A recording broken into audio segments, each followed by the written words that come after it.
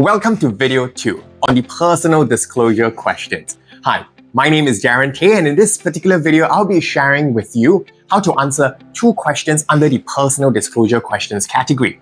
The first question is, tell me about a weakness of yours. And this particular question is a very important question. It is the test of whether or not you have that self-awareness to know what are some areas for improvement that you have, and also at the same time, are you proactive enough in taking steps to overcome that particular weakness? The question need not just be framed in this way, and the reason why we're learning this question, we're learning more of the steps, the techniques, and the strategies. The questions can be phrased in other ways, like for example, what is one thing that you managed to change about yourself that you're proud of? It could be framed in that.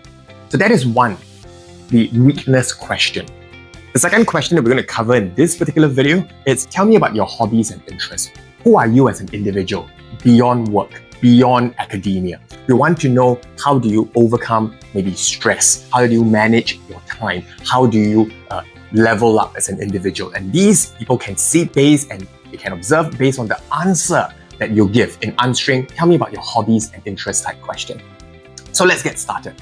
On the first question, what is a weakness of yours? Now there are 3 steps to it. In case you're wondering, hey Darren, how come you always share it in 3 steps? Because you see, in an interview, we call it a high stakes presentation setting. In an interview, you don't have a lot of time to think and consider 10 steps, 12 steps, 15 steps, 20 steps. We will just focus on the core 3 steps. So what are the 3 steps to answer, share with me a weakness of yours question? Number 1, share with us a particular weakness, which you can of course choose. The interviewer is not going to ask, tell me all the weaknesses that you have. They're probably going to say, share with me one weakness of yours, share with me some weaknesses of yours. That would be about it. Never ever say, I have no weaknesses, I'm an angel sent from heaven, I'm all good. Don't ever share that. Choose weaknesses. We tend not to choose character flaws. We tend to choose weaknesses that even the interviewers have, even adults have as well. So what are some examples? It could very well be the lack of experience in something. That could be a weakness. And you need not even use the word weakness. If the interviewer say, what is one thing that's very damaging about yourself? What is one thing that is a red flag about yourself? What is one weakness of yours? Do you have to use the words that they use?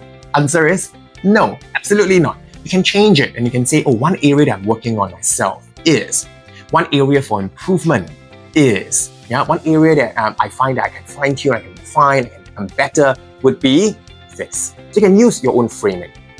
Now, so step 1, it's share a weakness that even adults have. So for example, number 1, one weakness is a lack of experience in certain things, and experience requires obviously time to accumulate. So for instance, if you say, I don't have quite the experience yet in speaking in front of a huge crowd. I've done in-class presentation in front of 30, in front of 40, but I've not quite accumulated the experience to speak in front of 500, 1,000 individuals, huge crowd. That could be one area for improvement. Number 2, it could be perhaps in managing the time well. Perhaps in terms of procrastination. And procrastination is not so much of a cliche, it's something that even adults, they do. Especially the more complex the task, the more individuals do that. So procrastination is one. The other one would be maybe micromanaging. And this refers often to team leaders. When we micromanage, we tend to perhaps not give enough breathing space to our team members. We want to really, when you do this, let me check and double confirm. When you do this, I want to see and supervise every single step in the process. So probably delegating, trusting your team members, that would be great. We don't want to micromanage so much. So micromanaging could be an area for improvement. So that's step number 1, identifying it, have that self-awareness. Then step number 2 is to share what measures have you taken to overcome that. Some students share with me that they have not taken any measures. And I said it's okay. And share with us, what measures do you intend to take? What measures do you plan to take? Okay? So that is important. For instance, if it's procrastination, then what measures have you taken to perhaps overcome that?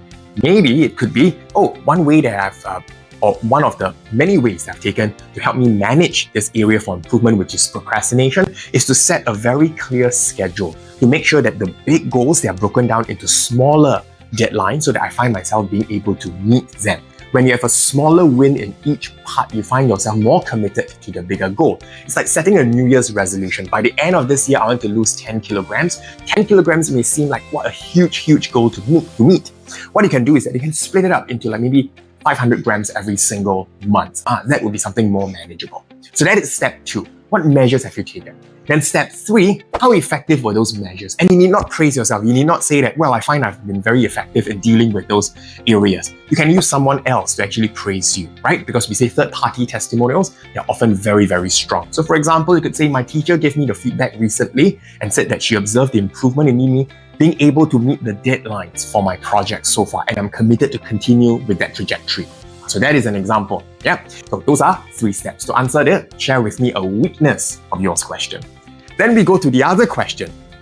Tell me about your hobbies and interests. So there are 3 steps as well. Step number 1 is to share with us what that hobby is and maybe explain a little bit, because sometimes your hobby and interest need not be something that the audience members know of very well or very intimate. So if you say that, oh, I'm involved in the Toastmasters movement, the Toastmasters Club, I visit Toastmasters Club to improve my speaking skills. Not many people might have heard of Toastmasters, so you can probably share a little bit about what Toastmasters is about, how meetings are generally conducted. Yeah, so that's step 1, what that hobby and interest is. Step 2, you then share the FLY. What does FLY stand for? F stands for frequency. How often do you partake in that particular hobby and interest of yours? So for example, you do it 3 times a week, each time 3 hours. Yeah, that is the F. And L stands for leadership. Are you maybe the president of the stamp collecting club? Are you the vice president of the photography club? Share with us a little more. And then finally, your achievement. Any achievements that you've accomplished, any competitions that you've taken, any symposiums that you have represented the school in. And then the last step is to share how does that link to, how does that help? Perhaps the organization, the scholarship board that you are applying to. For instance, if your hobby and interest is that of a sporting one, then probably you can share, how that perhaps keeps you fit and healthy, boosts your immune system, makes you fall sick less easily, and probably take less medical leave. And that to the organization is a huge, huge plus. So with that, I hope these techniques and strategies are useful for you. Take care and all the best.